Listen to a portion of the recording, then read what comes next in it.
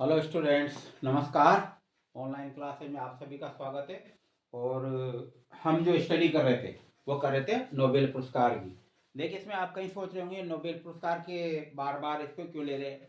तो आपको ये पता होगा कि जो नोबेल पुरस्कार इस संसार का सबसे बड़ा पुरस्कार माना जाता है।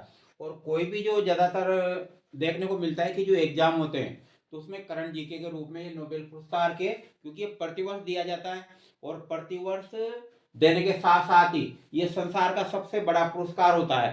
तो इसमें से निश्चित रूप से 6 क्षेत्रों में दिया जाता है। तो किसी न किसी प्रकार का जो 6 में से 1 नोबेल पुरस्कार तो ये पूछा जाता है। इसलिए मैं इस टॉपिक को पूरा करा रहा हूँ।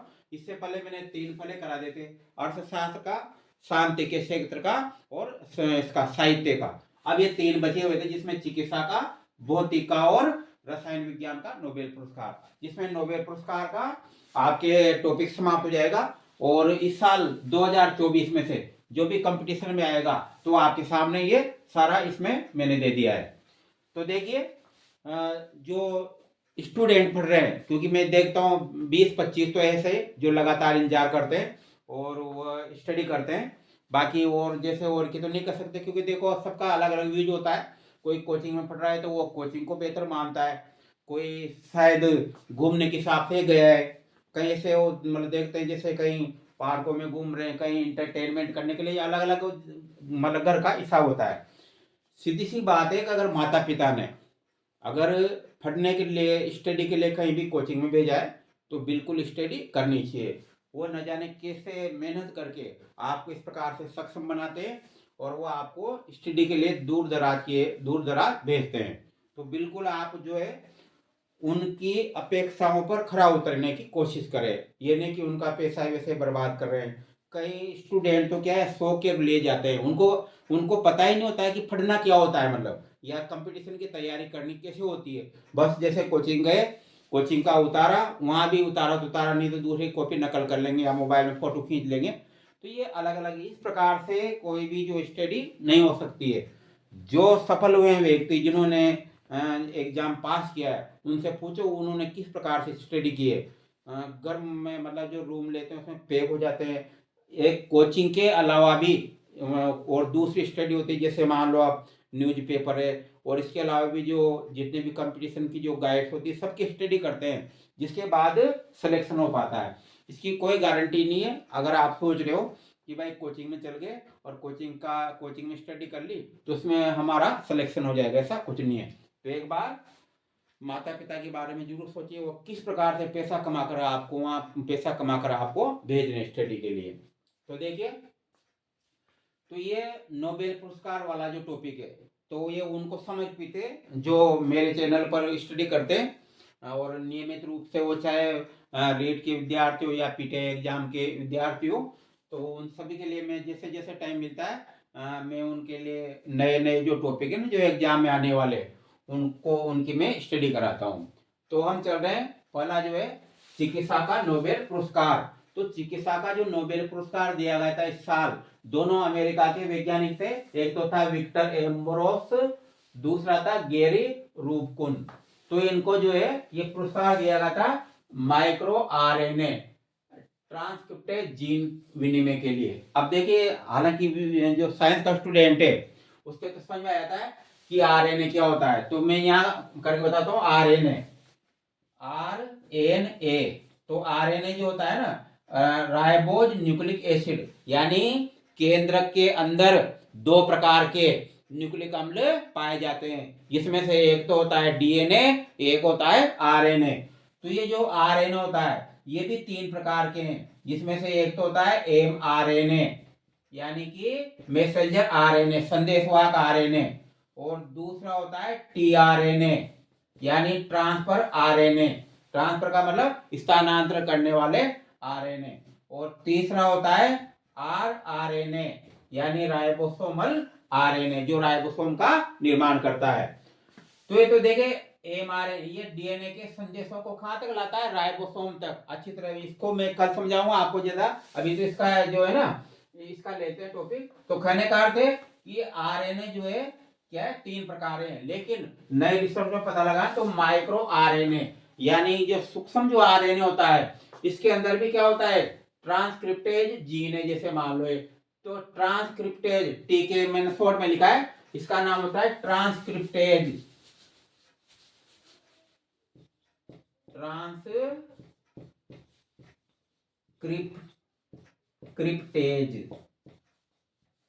ये एक प्रकार का ये एंजाइम भी होता है ट्रांसक्रिप्टेज, जो किसमें पाया जाता है, HIV वायरस में पाया जाता है, जो पुनरावृत्ति के लिए उत्तरदायी होता है।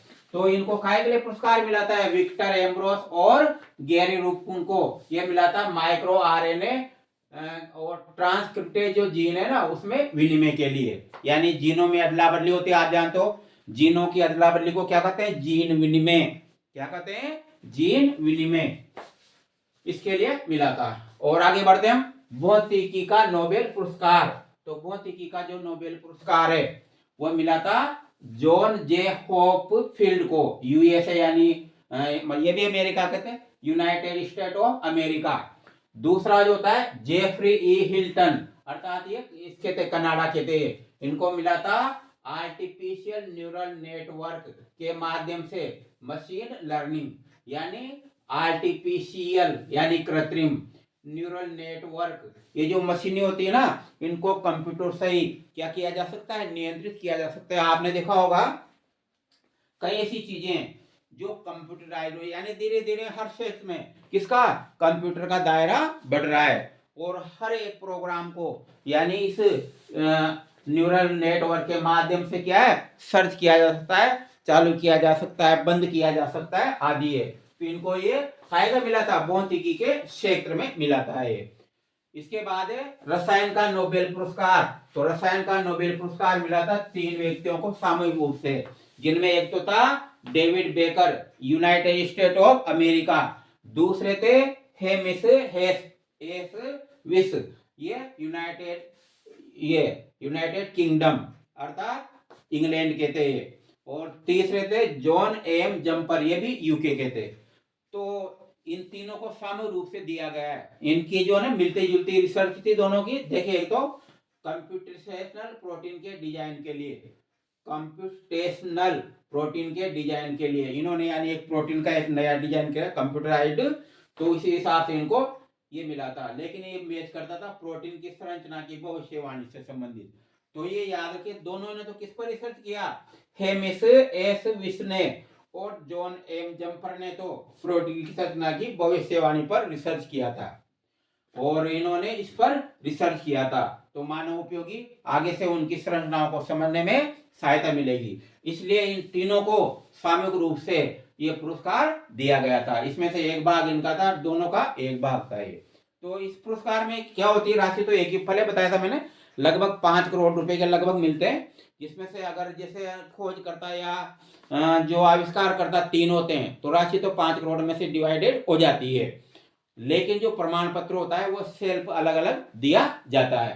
तो इस प्रकार से ये 2024 के जितने भी जो नोबेल पुरस्कार, ये मैंने आपको पूरी स्टडी करा दी, जिसमें से 3 पहले मैंने सेपरेट अलग अलग करके पढ़ाया था, अभी टाइम नहीं लगे इसलिए मैंने ये इसमें उतार दिया, और इसको आप अच्छी तरह से याद कर सकते हैं ये। तो इस प्रकार से ये नोबेल पुरस्कार है।